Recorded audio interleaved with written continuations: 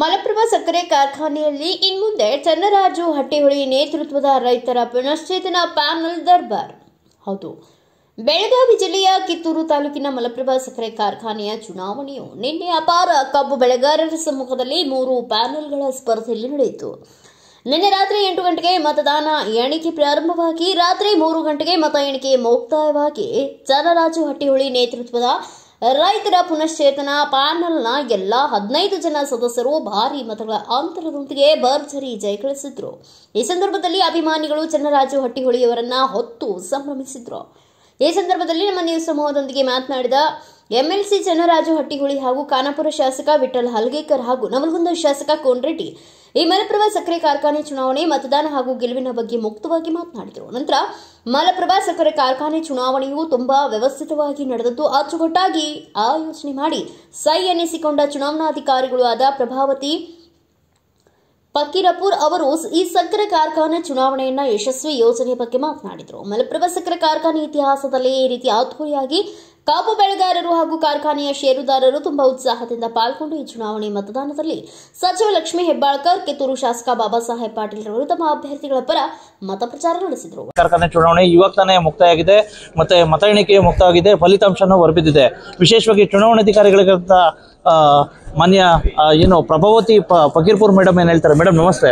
ವಿಶೇಷವಾಗಿ ತುಂಬಾ ಕುತೂಹಲ ಕೆರಳಿಸಿತ್ತು, ತಾವು ತುಂಬಾ ಸುವ್ಯವಸ್ಥಿತವಾಗಿ ಮಾಡಿದ್ರಿ. ಇವತ್ತಾನೆ ಚುನಾವಣೆ ಹೊರಬಿದ್ದಿದೆ, ಫಲಿತಾಂಶ. ಹೌದು, ಇವಾಗ ತಾನೇ ನಾವು ಚುನಾವಣೆಯನ್ನು ಘೋಷಿಸಿದ್ವಿ. ಸಾಮಾನ್ಯ ವರ್ಗದಲ್ಲಿ 9 ಜನ, ಪರಿಶಿಷ್ಟ ಜಾತಿ ಒಬ್ರು, ಪರಿಶಿಷ್ಟ ಪಂಗಡ ಒಬ್ರು, ಅ ವರ್ಗ ಒಬ್ರು, ಬ ವರ್ಗ ಒಬ್ರು ಹಾಗೂ ಮಹಿಳೆಯರಲ್ಲಿ 2 ಜನ ಇವತ್ತು ನಮ್ಮಲ್ಲಿ ವಿನ್ ಆಗಿದ್ದಾರೆ.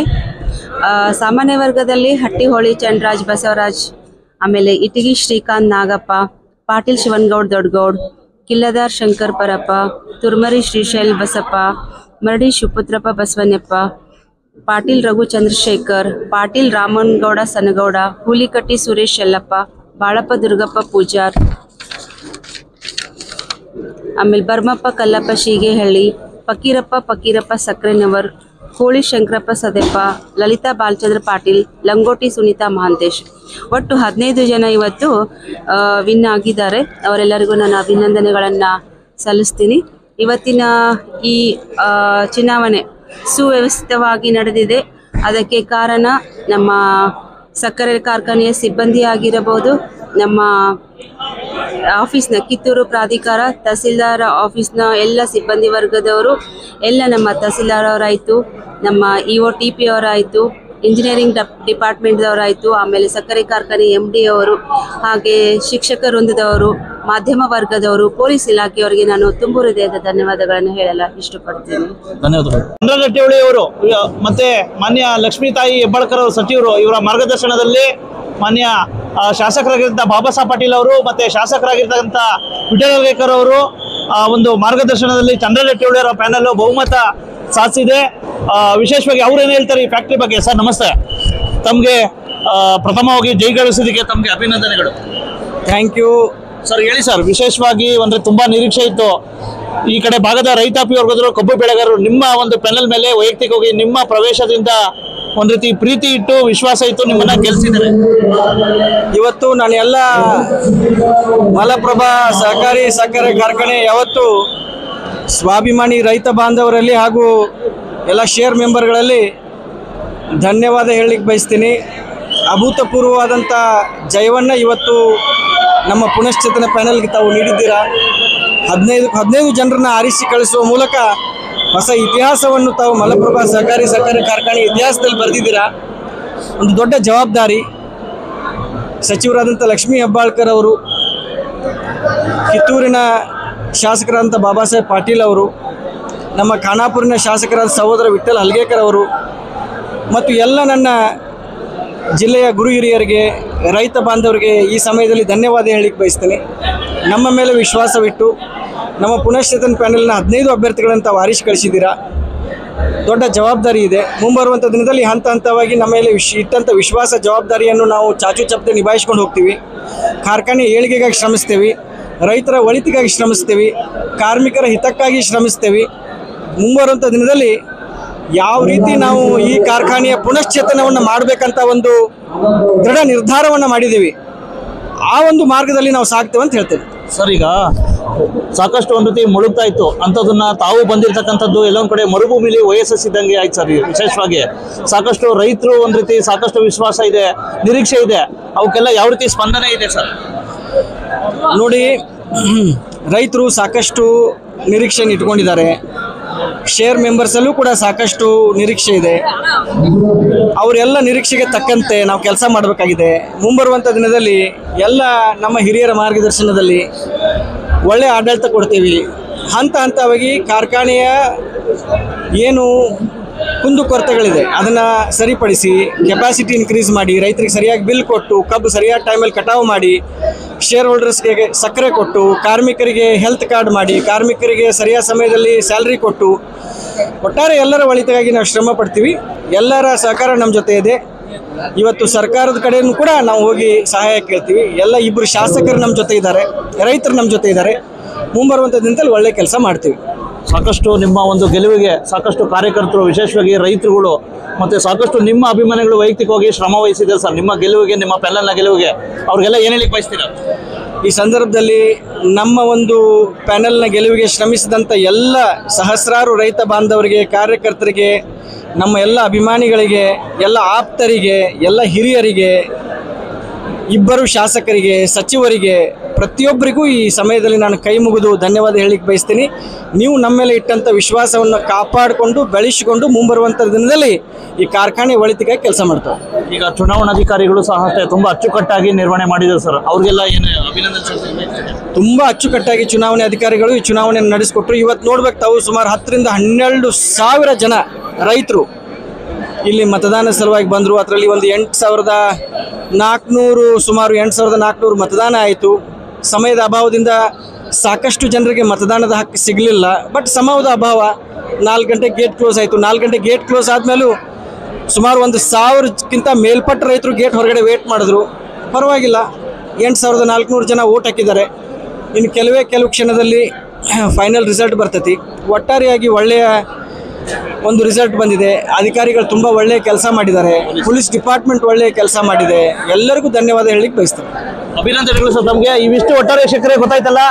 ವಿಶೇಷವಾಗಿ ವಿಜೇತ ಅಭ್ಯರ್ಥಿ ಮತ್ತೆ ವಿಶೇಷವಾಗಿ ಚಂದ್ರರಾಜಣ್ಣ ಹಟ್ಟಿಹೊಳಿ ಅವರು ಇವತ್ತು ಗೆಲುವು ಗಳಿಸಿದ್ದಾರೆ. ವಿಶೇಷವಾಗಿ ಖಾನಾಪುರ ಶಾಸಕರು ಇವರು ಸಹ ಸಾಕಷ್ಟು ಬಿರುಸಿನ ಪ್ರಚಾರ ನಡೆಸಿದ್ರು. ಸರ್ ನಮಸ್ತೆ. ವಿಶೇಷವಾಗಿ ಒಂದ್ ರೀತಿ ಪುನಶ್ಚೇತನ ಪ್ಯಾನಲ್ ನಿಮ್ಮ ಚಂದ್ರರಾಜ ಹಟ್ಟಿಹೊಳಿ ಅವರ ನೇತೃತ್ವದ ಪುನಶ್ಚೇತನ ಪ್ಯಾನಲ್ ಗೆದ್ದಿದೆ. ನಿಮ್ಮ ಅಭ್ಯರ್ಥಿಗಳು ಗೆದ್ದಿದ್ದಾರೆ. ಎಲ್ಲ ನಮ್ಮದು 15 ಅಭ್ಯರ್ಥಿ ಪುನಶ್ಚೇತನ್ ಪ್ಯಾನಲ್ನಲ್ಲಿ ಗೆದ್ದಿದ್ದಾರೆ.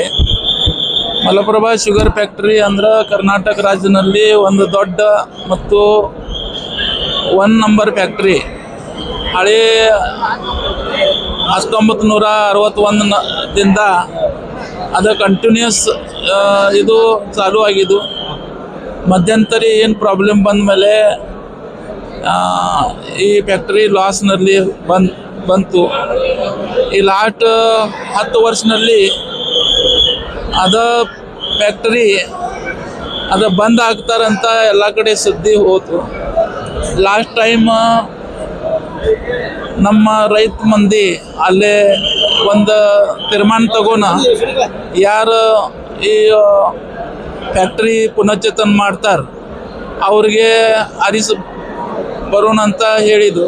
ಆ ಪ್ರಕಾರ ಲಾಸ್ಟ್ ಟೈಮ್ ಒಂದು ಪ್ಯಾನಲ್ ಭಗವಾನ್ ಹೆಸರ ಮೇಲೆ ಬಂದಿದ್ದು. ಅವರು ಏನು ಮಾಡಿಲ್ಲ ಅಂದ್ರೆ ಏನು ಅವ್ರ ಪ್ಯಾನಲ್ನಲ್ಲಿ ಹೊಂದಾಣಿಕೆ ಆಗಿಲ್ಲ. ಆ ಕಾರಣಕ್ಕೆ ಮತ್ತು ಫ್ಯಾಕ್ಟ್ರಿ ಲಾಸ್ನಲ್ಲಿ ಹೋತು. ಈಗ ನಾವು 3 ವರ್ಷ ಅದ ರೈತ ನಮ್ಮ ಶೇರ್ಸ್ ಮೆಂಬರ್ ಅದಾರಲ್ಲ ಅವರ ಹೆಸರಿನಲ್ಲಿ ಹೋಗಬೇಕು ಅಂತ ನಾವು 3 ವರ್ಷ ಈ ಫ್ಯಾಕ್ಟ್ರಿಗೆ ನಮ್ಮ ಬ್ಯಾಂಕ್ದಿಂದ ಮದತ್ ಮಾಡಿ ಬಂದಿದ್ದು. ಮತ್ತು ಮುಂದೆ ನಡ್ಸೋಕೆ ಏನು ಒಂದು ಚಲೋ ಪ್ಯಾನಲ್ ಕಟ್ಟಬೇಕು ಅಂತ ನಾವು ಮತ್ತು ನಮ್ಮ ಸಚಿವರು ಲಕ್ಷ್ಮೀಬಾಯಿ ಹೆಬ್ಬಾಳ್ಕರ್ ಮತ್ತು ಈ ಕ್ಷೇತ್ರದ MLA ಬಾಬಾ ಸಾಹೇಬ್ ಪಾಟೀಲ್ ಅವರು ಚಂದ್ರರಾಜ್ ಹಟ್ಟಿಹೊಳಿ ನೇತೃತ್ವದಿಂದ ಒಂದು ನಾವು ಪ್ಯಾನಲ್ ಮಾಡಿದ್ದು.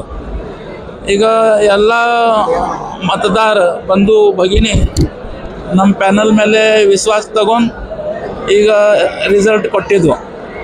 ಈ ರಿಸಲ್ಟ್ ಇದು ಏನು ಬಂದಲ್ಲ ಅವ್ರ ವಿಶ್ವಾಸದ ಮೇಲೆ ನಾವು ಈ ಪ್ಯಾನಲ್ ಏನು ನಮ್ಮದು ಚಂದ್ರರಾಜ್ ಹಟ್ಟಿಹೊಳಿ ಅವರ ನೇತೃತ್ವದಲ್ಲಿ ಏನು ಮುಂದಿನ ಕೆಲಸ ಮಾಡ್ತಾರೆ ಅದು ಪಕ್ಕ ಅದು ಏನು ರೈತ ಬಗ್ಗೆ ಏನು ವಿಶ್ವಾಸ ಏನು ಕೊಟ್ಟಿದ್ದು ಆ ಪ್ರಕಾರ ಅವರು ಕೆಲಸ ಮಾಡೋಕ್ಕೆ ನಾವು ಪ್ರಯತ್ನ ಮಾಡ್ತೇವೆ.